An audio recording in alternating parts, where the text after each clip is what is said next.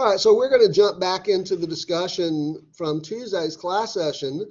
And if you've watched the video from Tuesday, you know that the topic for this week is local government. And specifically, we were talking in the Tuesday class session about municipal government. Today, we're going to move on to some discussion of county government. We got to finish up the stuff on city government first, municipal government. So where I left off, if I remember correctly in that discussion, where I left off was talking about the forms of municipal government that we find in Texas. This would be true generally, nationally as well, but we're concerned about local governments in Texas. Actually, before I continue with this part of the discussion, let me, just to get your thinking going, what is the distinction that we made between general law cities and home rule cities? What is the distinction? This is an important distinction in Texas. The distinction between a general law city and a home rule city. Municipality. The word, you hear me say both city, government, and municipal, right? It's the same thing. Municipal government and city government. The idea of self-government. I watched part of the video this morning, and part of it was one of them has more than 5,000 citizens. And I don't remember which one. Okay, so just very quickly, if the city in Texas, if the city has a population of less than 5,000, it is by default a general law city. Okay, the number 5,000, the state constitution establishes, a city with a population of less than 5,000 is a general law city, which means that it's governed under the general laws of the state of Texas, which means that they have locally. They have very, very limited discretion about making local ordinances. They really don't have local ordinance making authority. And the example that I gave in the Tuesday class session, I think, if I remember correctly, was, like something like the speed limit. If you drive down University Boulevard, right, what's the speed limit out here? 45 on University Boulevard? Who set that speed limit? Who determined that the speed limit was going to be 45? I'm not asking you for anyone's name. I'm asking you for what body. The city council. The city council of the city of Sugar Land. It has local ordinance making authority to set things, among many other things, the speed limit on University Boulevard. If you're driving through the great metropolis of Needville, Texas, does anybody know where Needville is? Right?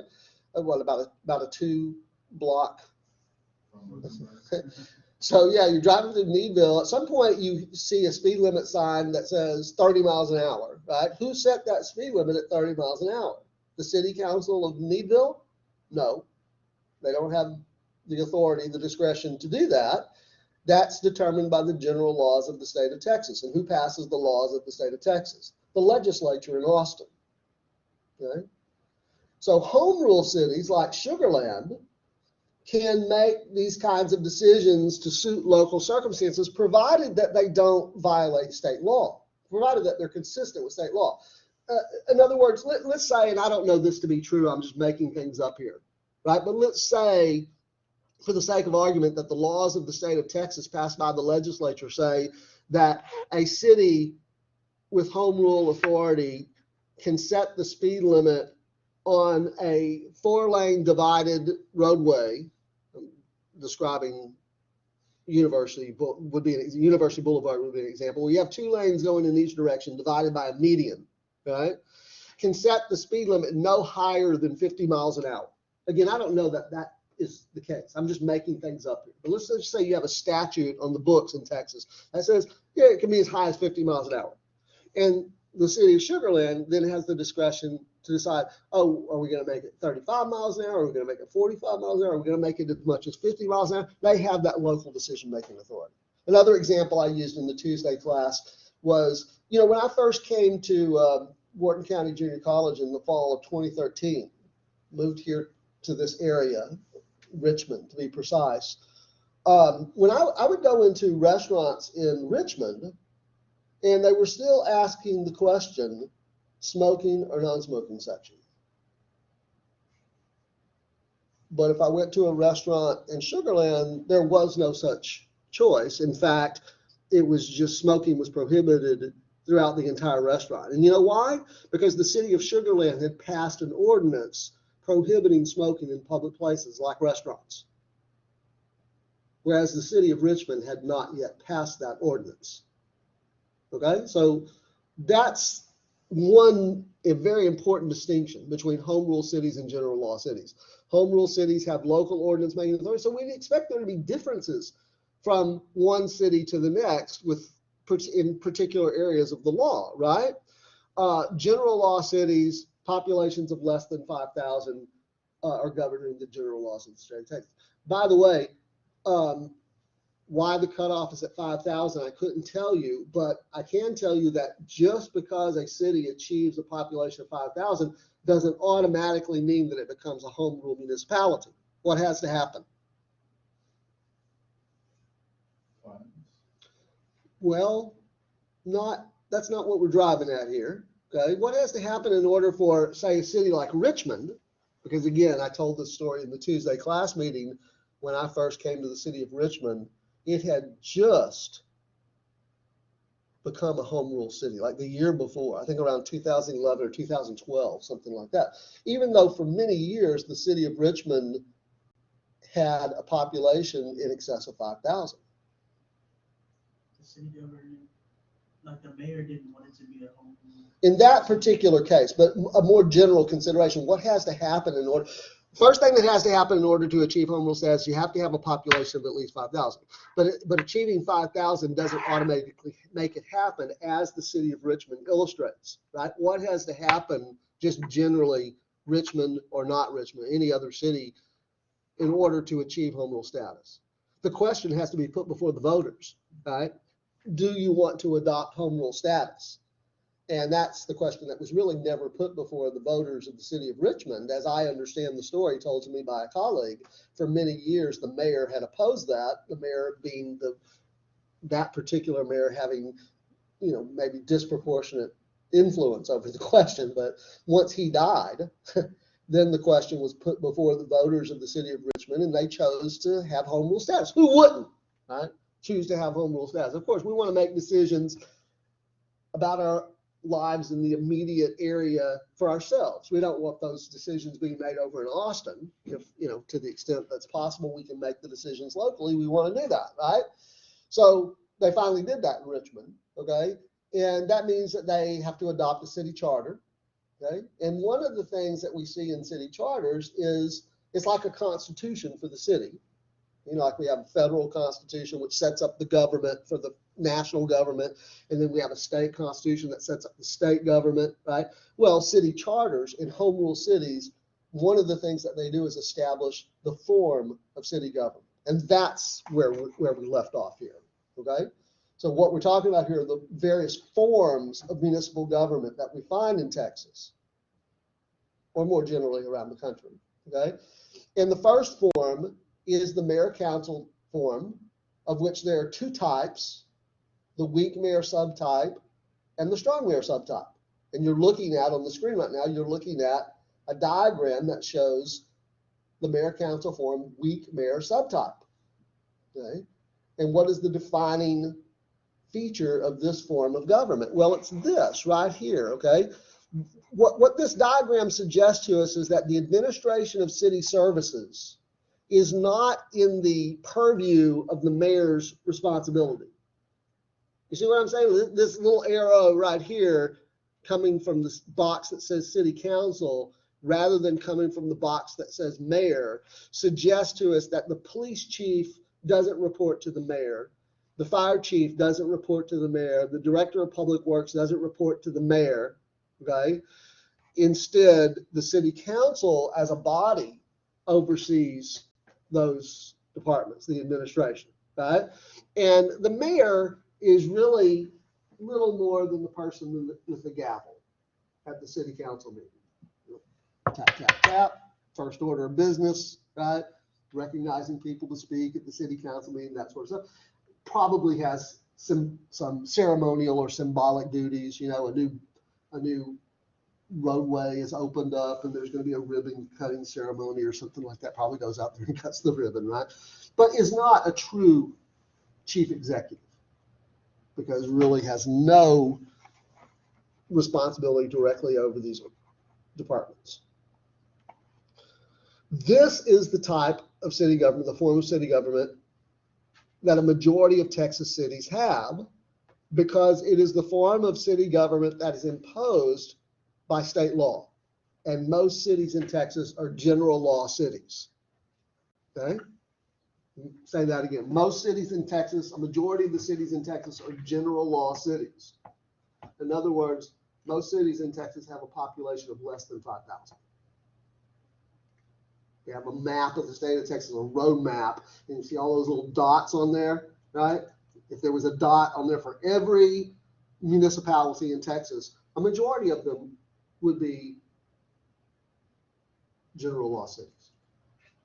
Then be more like Meadville than like Sugar Land. Well, if we have a weak mayor subtype, then we must also have a strong mayor subtype, right? And again, the defining characteristic is this little line right here. Notice that the responsibility for administering city departments and city services, the police department, the fire department, the public works, etc., that all falls under the responsibility of the mayor as a true chief executive.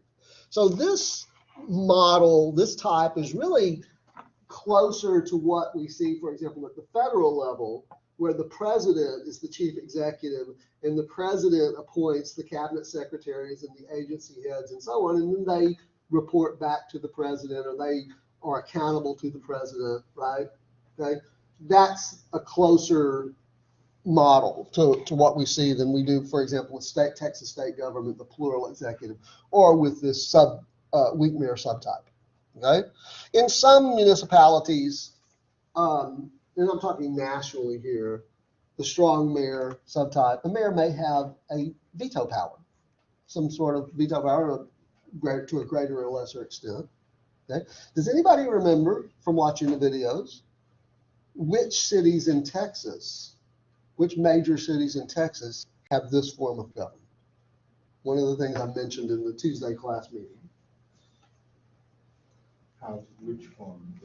The strong mayor council form of government. Which cities in Texas do you think? If you didn't watch it, just throw out a guess. Houston. Austin. Only Houston. Houston is the only city, major city in Texas of any, city of any consequence that has this form of government.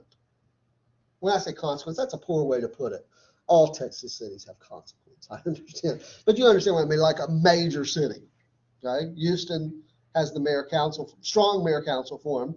Sylvester Turner as mayor of Houston is, a powerful mayor, a true chief executive.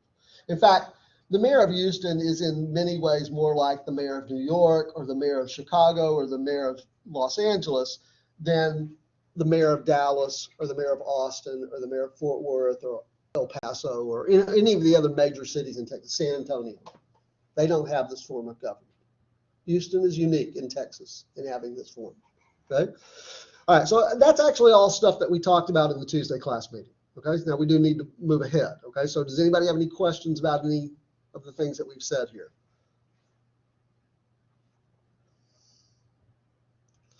In the early part of the 20th century, there was a reform movement, the movement to reform city governments. It was part of the broader progressive reform movement, which we have talked about in this class earlier, okay?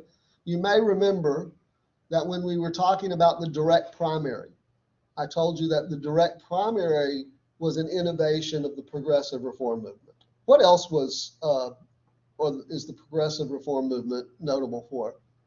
We mentioned this in the previous class, in the previous discussions. Does anybody remember? Maybe you remember from your American history class. Do you remember learning about the progressive reform movement in your American history class? By the way, let's start with this. When are we talking about? Is the progressive reform movement, say, the 1830s, the 1870s, the 20s, or 1960s maybe? Was it in the 1960s? No, it was earlier than that. Okay, in fact, it was the very early part of the 20th century. We're talking about the first couple of decades of the 20th century. Yeah, that's right. Okay, so I'm sorry, what? Prior to that, prior to World War I. We could probably go back to the very tail end of the 19th century, the 1890s, but certainly in the first couple of decades of the 20th century. Now, one of the things they teach you in the American history course about the progressive reform movement, and that we mentioned earlier in the semester, is that they were responsible for all of that antitrust legislation. Remember the Sherman Antitrust Act, the Clayton Antitrust Act, the Wheeler-Leah Act, because they were very concerned about what? What was it that the progressives despised? Monopoly. That's exactly right. Exactly. They hated economic monopoly. Okay. And so the antitrust legislation was an attempt to either prevent monopolies from forming in the first place, ideally, or break them up once they had formed, subsequent to forming. Okay? Because they had the idea that competition was good. In a capitalist economy, in the marketplace, competition is a good thing. Okay? So that's one of the things that we remember the progressive reform movement. And they were also about scientific management. And this is really when the School of Scientific Management began as well, and the idea of bringing all sorts of efficiencies to business operations and so on. It's after the Industrial Revolution. Okay?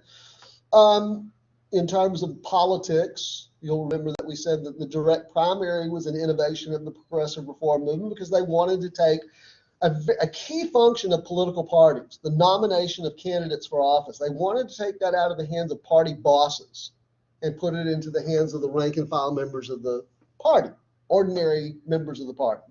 Okay? Now we can add to that list of credits, if you will, for the progressive reformers of the early 20th century, this new form of city government. Right? The progressives not only associated political monopoly with party bosses, but they also happened to be frequently mayors of large cities. And so they wanted to take the administration of city services out of the hands of a very powerful mayor who may be overseeing the administration of city services on a political basis, like rewarding those who are politically loyal or punishing those who are not politically loyal with, the administration of city services, better or lesser level of services. So what is the innovation that they came up with? Well, it was called the council manager form of government. So give me just a second, I'll get to, there we go. There's a diagram that shows you the council manager form of government. And notice that the arrow no longer comes from the office of the mayor. The mayor, it really isn't a true chief executive in the council manager form of government. The progressives had the idea, wouldn't it be better to take the administration of city departments and the services that they provide out of the hands of a powerful politician and put it in the hands of a rational, professionally educated and trained manager, thus the city manager form of government is born. And that's the basic motivation of the council manager form of government. Progressives had this idea that it would be ideal, it would be an improvement if we took the control over or the supervision of city services, city departments and the services that they provide out of the hands of a politician and put it in the hands of a neutral manager who was mainly concerned about efficiency.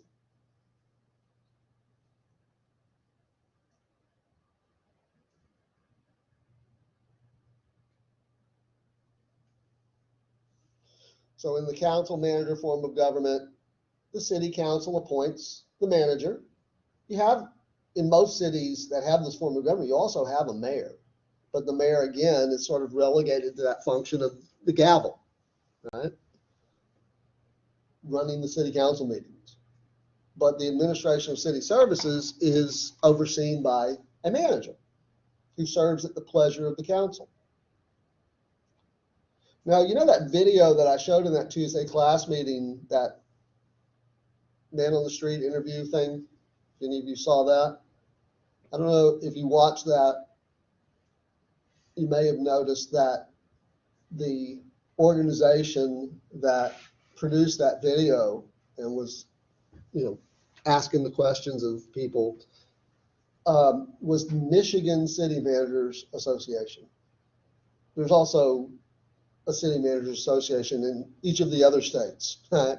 And a national city manager and an international city managers association, as a matter of fact, because this form of municipal government has spread to other countries too, like Canada. Some of the cities in Canada have this form of government.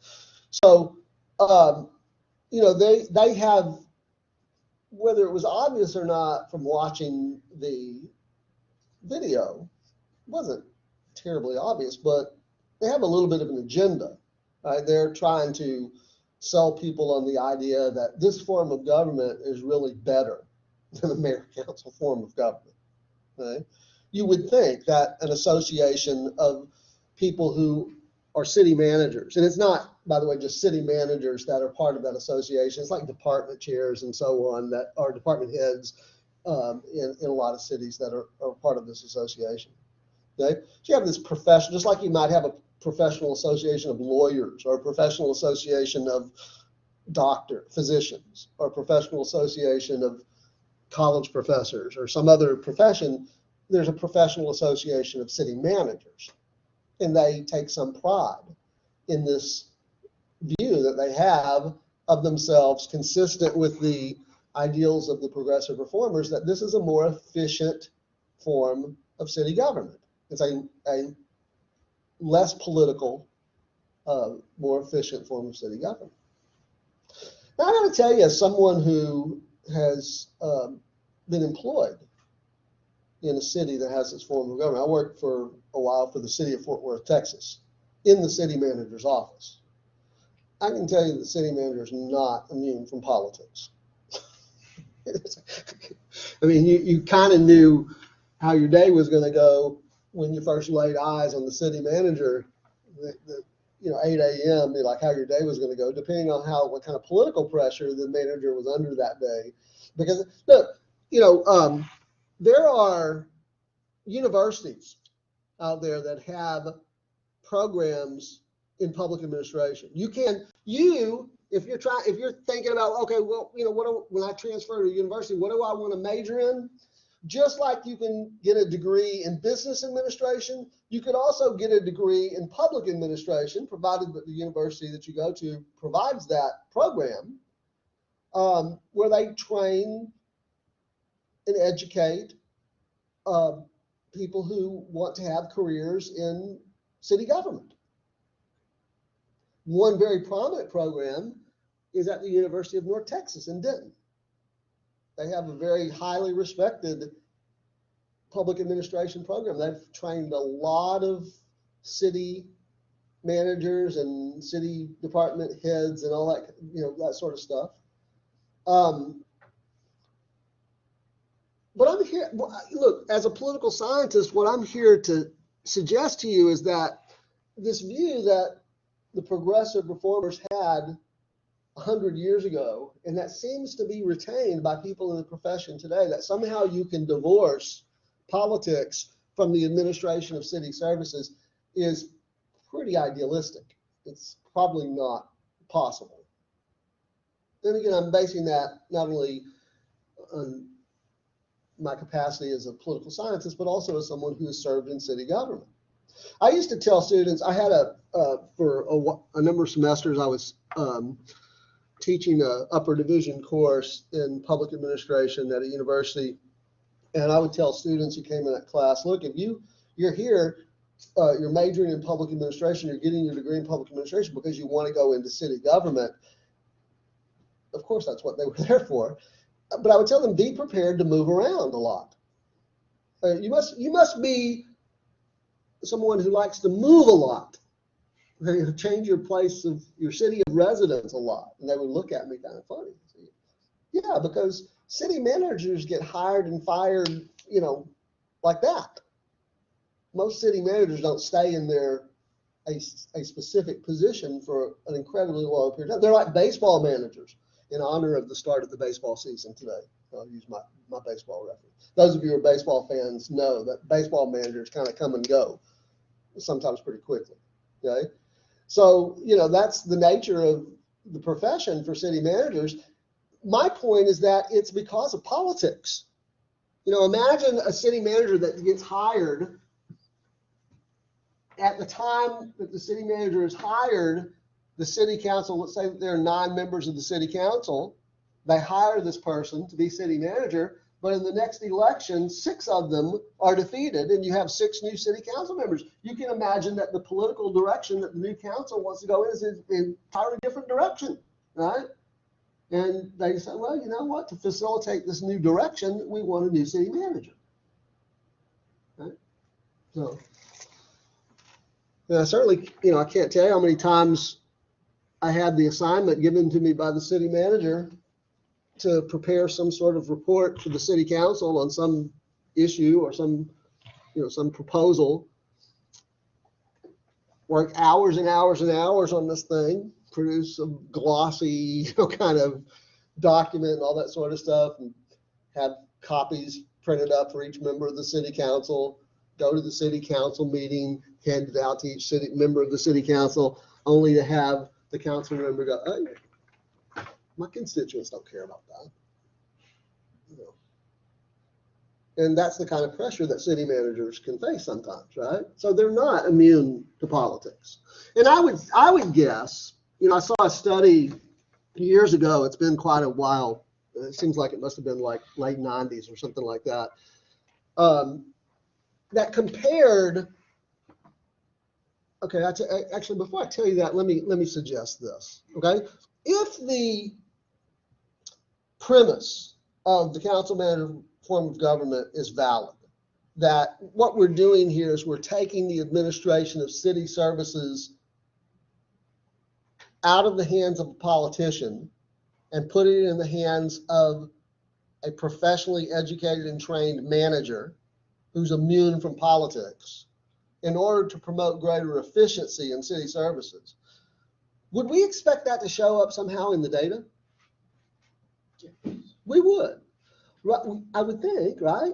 So if we want to do some sort of comparative analysis of, say, police department response times in cities that have city managers versus cities that have a strong mayor council form of government, we might expect for the police response times to be better or shorter in council manager forms, right? Because after all, it's supposed to be more efficient. Or fire department response times. Or somehow, if you could find some objective measure of the quality of parks and recreational facilities, or public streets. Yeah, maybe how many potholes in the city. I wonder if we did a comparison of potholes in Houston, which there are a lot of them, to potholes in Dallas. And we controlled for things like the number of road miles within the city limits. I suspect there are probably a greater number of road miles in Houston than there is in Dallas. Houston is larger geographically than Dallas. But if we could control for those kind of things, I wonder if we would see any difference. Any measurable, any sort of statistically significant difference between the two. I started to tell you about the study I saw back in the 90s. It was a comparative study of cities in Arizona that had council manager forms of government versus strong mayor council forms of government. And the conclusion was that there really are no statistical differences between the two. That's just one study. All right, questions, thoughts, comments, anything you want to ask about council manager form of government? We do need to move on. Anything? All right, the final form that I want to share with you, where did I put it? Bear with me here for just a second. Is the commission form of government, right? This one looks very different than the previous ones, right? It is quite different than the other ones. This form of government was created and first used in the city of Galveston, Texas. It was the first city in the country to have this form of government. It was created in the city of Galveston after the hurricane of 1900. Did the authors of your textbook tell you this story? Is the hurricane of 1900 still rank as the most deadly natural disaster in U.S. history? Like 5,000 or 6,000 people died, something like that, if I remember correctly. I think it may still be the most deadly natural disaster in recorded American history. At any rate, I guess the people of Galveston drew some important lessons from that 1900 hurricane. One thing that they did was build a seawall, right? But another thing they did was create an entirely new form of government for their city.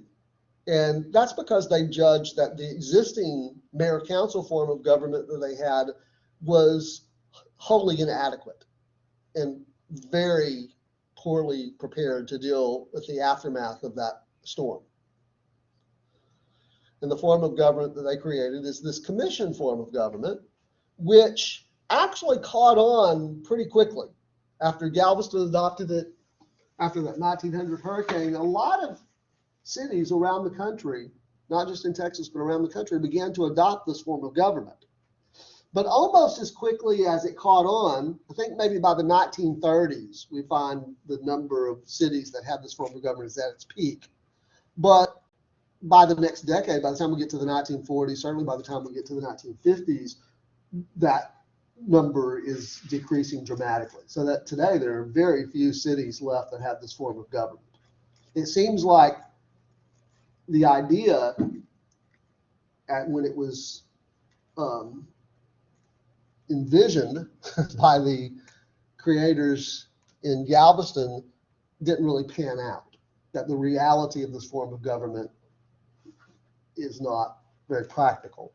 So what is it about this form of government? Well, as you can see from the diagram, you have a city commission or a city council with elected commissioners, and each of those commissioners head one of the city departments. And you may have a mayor. In fact, you probably do have a mayor in most of these cities, but again, it's a ceremonial position mainly, or, you know, the gavel again, right? The guy who presides, or the woman that presides over the council meetings or the commission meetings. But the key feature is that each of these commissioners run a department. So what do you think some of the problems? There's two real problems with this, that as it turns out, as it played out, two key problems with this form of government. What do you think, Martin? Like the general,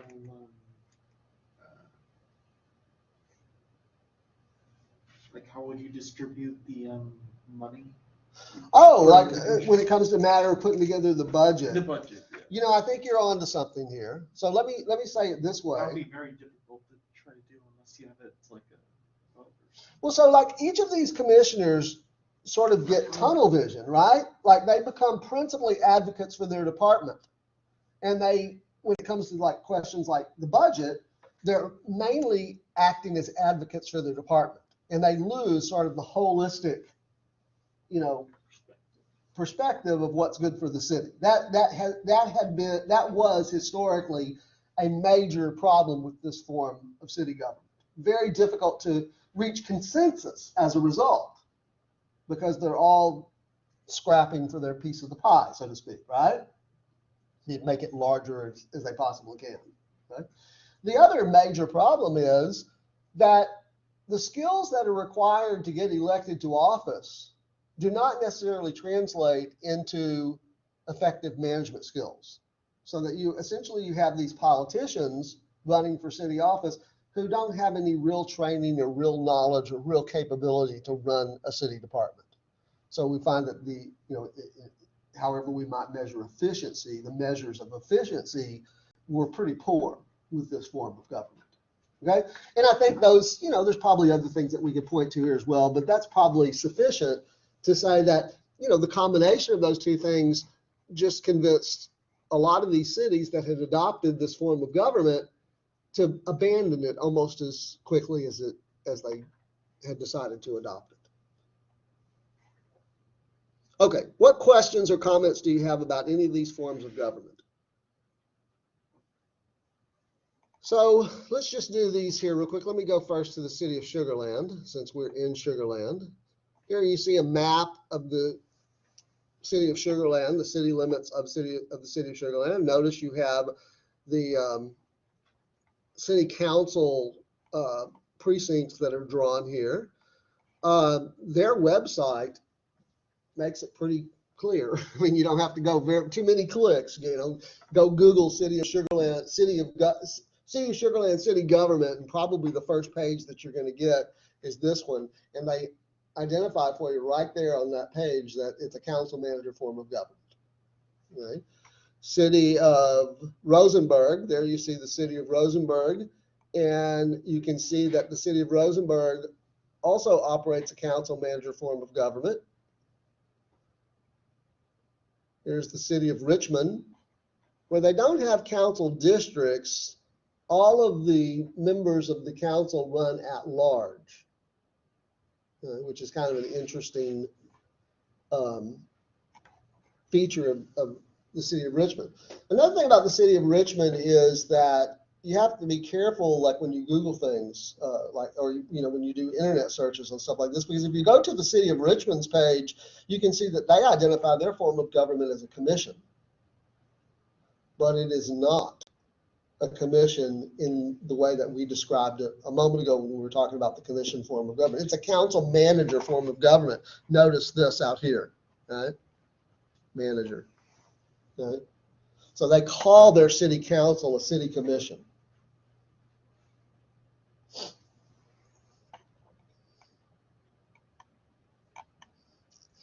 I guess the other jurisdiction that is relevant for students at this college, although maybe not so much at this campus, is the city of Wharton.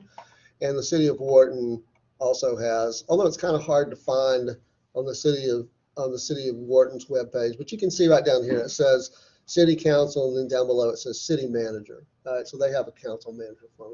In fact, as I said, almost all of the large and medium-sized cities in Texas, and by the way, city of Sugar Land would be considered a medium-sized city, medium to large-sized city. They have the council manager form of government. Okay, now what questions do you have? Anything about these forms of government?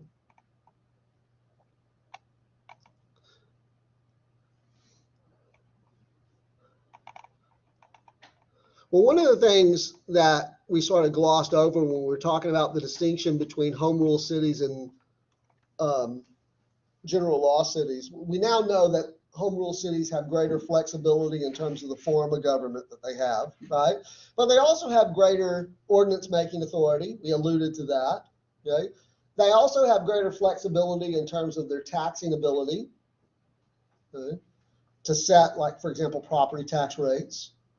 They also have annexation authority that general law cities don't have. So let me just take a moment before we wrap this up and talk about that annexation issue. Trying to find the right place. Well, let's look at this map of Rosenberg. I don't know, if you've ever noticed this, maybe as you drive around the area, city of Sugar. Let's start with the city of Sugar Land since that's where we're at. Up until a couple of years ago, this map would have looked very different because a couple of years, it's been 2 or 3 years ago now, but the city of Sugar Land annexed New Territory and Greatwood. So before that, this would have looked a little bit different. But notice you can still see areas that I want to draw your attention to here. Notice that you have this area down here where, in this shaded area, whatever color that is, teal or something, I guess, that's city of Sugar Land right there. But this over here is not city of Sugar Land, and this is not city of Sugar Land, right? And then you have, like, this is part of the what they call the extraterritorial jurisdiction of the city, okay? Other cities, it's really interesting. Like here's Rosenberg, and you can see like all these areas that are part of the city of Rosenberg. The main block of territory is up here, but then you have all these areas like this. Look at the city of Richmond. Where's my map of the city of Richmond that I like to use? Here we go. This shows the city limits of Richmond. Again, you see the main block of square miles here in the city of Richmond. But then you have sort of this little strip going up here and around like this and down here like this, okay? You have this strip going up here like this. Look down here, I actually have this marked. This is a little strip that is part of the city of Richmond along Williams Way. Did any of you ever drive along Williams Way? So over here you have just some like open grazing land, okay, between Williams Way and the river. What's over here? For those of you who've driven down there. These are residential neighborhoods, Del Webb, Veranda Trails, that area over there. And then you have this area here. I forgot what this, is this called River Plantation down here? River Plantation, I think maybe, I can't remember, something like that. But that's part of the city of Richmond. And then you have this strip here along Ransom Road. Have you ever driven along Ransom Road? So just like the road itself is part of the city of Richmond, but whatever's to the other side is not. And then this area down here, which includes some retail development, like that's where like Rudy's Barbecue is, in that retail development over there. Do you all guys ever get on the other side of the river? A couple of you are shaking your head like you know what I'm talking about. Okay? You know, why has the city of Richmond's boundaries developed in this way? Well, it has to do with annexation authority, okay? So what is it that cities are trying to do when they annex new chunks of territory, new chunks of land? Why do you think a city like Richmond or Sugar Land would want to annex this area down here where Rudy's Barbecue and what's the other, there's several, like a couple of different fast food restaurants there. There's a Mexican restaurant there. What is it? Freddy's. That's what I was trying to think of. Freddy's, and then there's some, like a little strip center. Why would they want to annex that? Well, one answer is they want to do it before Sugar Land does, right? Okay, but why would either of them want to annex it?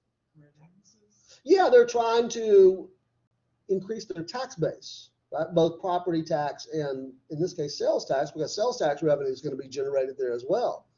But, you know, look, you have to bear in mind that if Richmond annexes this area down here and you say, oh, well, they're just trying to get the tax money, but you do need to bear in mind that they also have to provide services now to that area, right? So it's not just like a windfall for the city, okay? But they do, generally speaking, I think that's a pretty good answer to that question. They're trying to increase their tax base. But why annex this here or this here? And why not annex this over here or this over here? Well, the quick answer is that legally in Texas, under Texas law, a city, when it annexes it, can only annex adjacent territory, right? So if what you're really trying to do is get to the property tax base down here, well, let's start here. This is a residential area, right? If you're trying to get to the property tax base here, in order to annex that, you can't do it. It's not adjacent to the current city limits. So you're going to have to annex this first, so that now this will be adjacent, okay? And then if you want to get to this retail development out here as part of the tax base, it's not adjacent to this, so you're going to have to annex. This is, by the way, where the River Point Church is. Okay? So, you know, that's Ransom Road along there. So you're going to have to annex that, okay? You probably don't want to annex this, at least not anytime soon, because there's limited tax base there. And after all, it's grazing land. Right? And over here, I suspect that this will be annexed at some point by the city of Richmond. Maybe not in the next year or two, but somewhere down the line, it seems like it's a likely candidate for annexation, although maybe not, because who remembers from the textbook what has to happen in order for an area to be annexed? Like, can the city of Richmond just go out and annex that even if like the residents don't want to be annexed? They have to have a vote, right? They have to decide that they are willing to be annexed, okay? And that's why, you know, I live up here in Pecan Grove, and there's, you know, from time to time some discussion among the residents of Pecan Grove on this issue about being annexed by the city of Richmond. And trust me on this one, The residents of Pond Grove are dead set against it. It's not, I'm like the only person that lives in that neighborhood that says we, want to entertain annexation. They don't like me very much. They want me to leave. Which maybe I'll oblige them, obviously. Yeah, I mean, why don't they want to be annexed? Well, probably because they only see the tax side of the equation. They don't see the service side of the equation very as clearly as they see the tax side. Well, I'll pay taxes to the city of Richmond. Well, who would want to do that? Okay. Questions about that? All right, let me share one other thing with you here real quick. Whoops, I hope I didn't make a mistake by closing that out.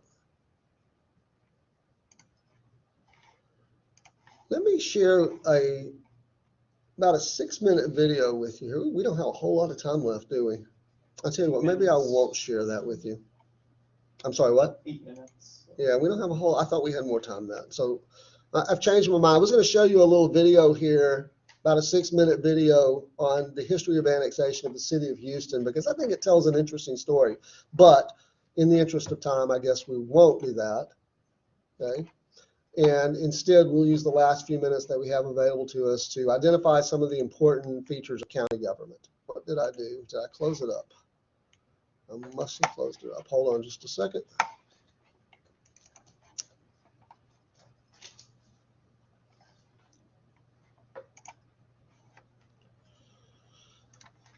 Oh, I don't know what I did.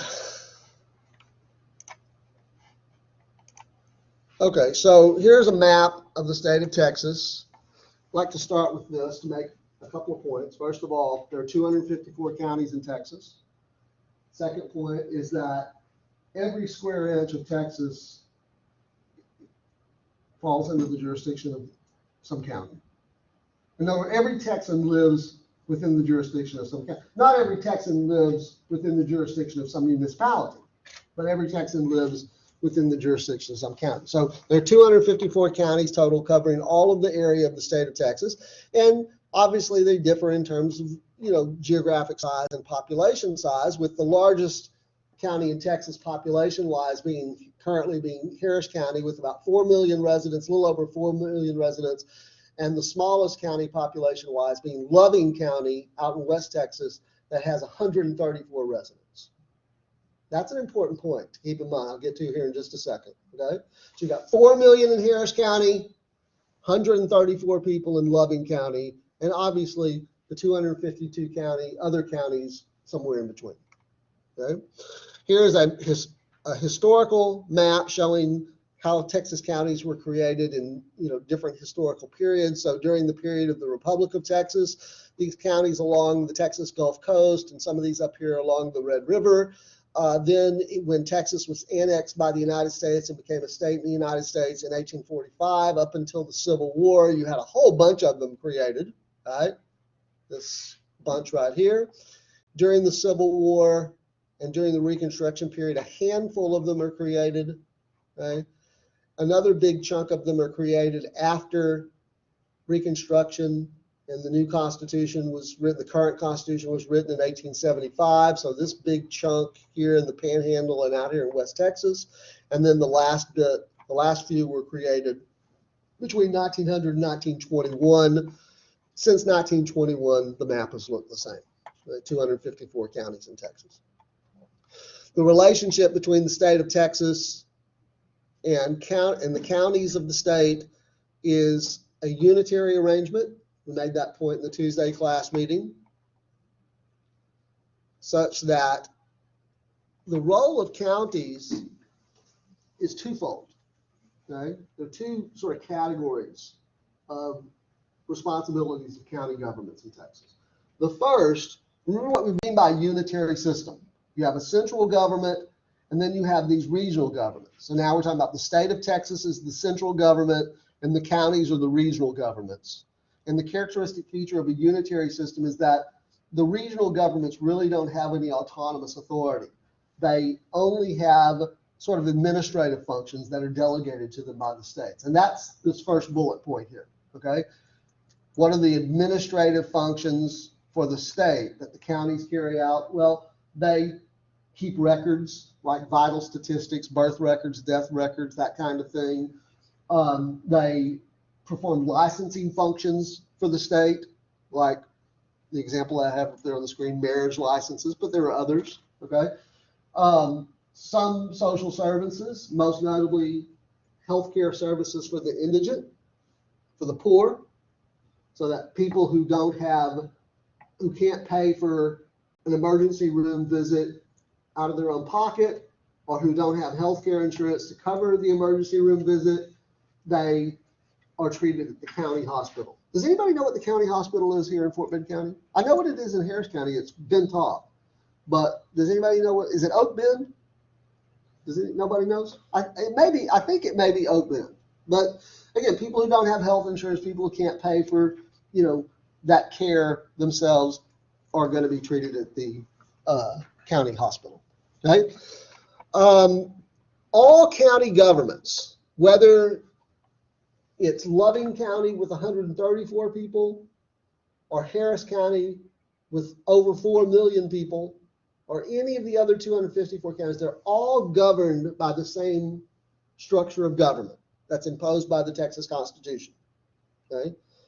The governing body is called the Commissioner's Court, and it's not a court, it's not a judicial court, it's an administrative body.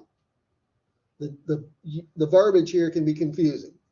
They don't hear cases and decide cases like we think of courts doing. It's more like the city council than it is a court. It's like the council for the county. And the chief administrative officer is called the county judge, although in most counties, this is not a judicial office. It's an administrative office. Anybody know who the county judge is of Fort Bend County? I bet when I tell you, you'll recognize the name. KP George. How about Harris County? You see this person quite a bit in the news. Right? What is it? Lena Hidalgo. Yeah. Okay. So Lena Hidalgo is not a judge in the sense that she doesn't hear cases. She doesn't decide cases. She's an administrative officer. KP George is an administrative officer, kind of like the mayor for the county, if it's America. Well, the chief administrative officer. Okay. Each of the commissioners are elected from precincts, and each county has 4 precincts. County judge and county commissioners serve 4-year terms of office. Now, up until, let me get this in real quick and we'll call it an afternoon, okay? Up until this case was decided by the Supreme Court in 1968, typically what Texas counties did, this is my best representation of Midland County as an example, since that's the county that's involved in this case. You look at a map of Texas and you hone in on Midland County, it's just a square. Okay? Typically what they would do is they would just divide the county into 4 precincts like this. And there would be one person elected to represent people who lived in the district. In precinct 1, person representing the interests of people in precinct 2, precinct 3, and so on. Okay? The problem with that, according to the Supreme Court's decision in this case, is that the population of the county is not evenly distributed among the 4 precincts. So Midland County, for example, let's say this is the city of Midland. And I don't know what the population of the city of Midland might have been in the year 1960, but let's just say it's 100,000. Okay? And then you have 234 people that live in this precinct, and you have 538 people that live in this precinct, and you have 72 people that live in this precinct. I'm just making up numbers, but may not be too far-fetched. What's the problem with that? Who has the most representation on the commissioner's court? The people who live in precinct 1, precinct 2, precinct 3, or precinct 4. The people who live in precinct 2. Like what they have to say, the 72 people here have the same vote on the commissioner's court as the 100,000 people who live here. And if you want, you can just do simple arithmetic, right? Which is a bigger fraction? This is a bigger number, right? Okay? The Supreme Court says you can't do that. This is a landmark case because not only for Texas, but really across the country, the Supreme Court said you have to change the way you do this so that each of those precincts has roughly 1/4 of the county's population. Okay, we're just out of time. I wish that we had a little bit more time because there's a couple of other things that we needed to touch on, but we'll just have to call it an afternoon. We'll see you next week. Or no, we'll see you in 2 weeks. Okay. Have a wonderful day. Thank you. You too. You guys have a nice holiday.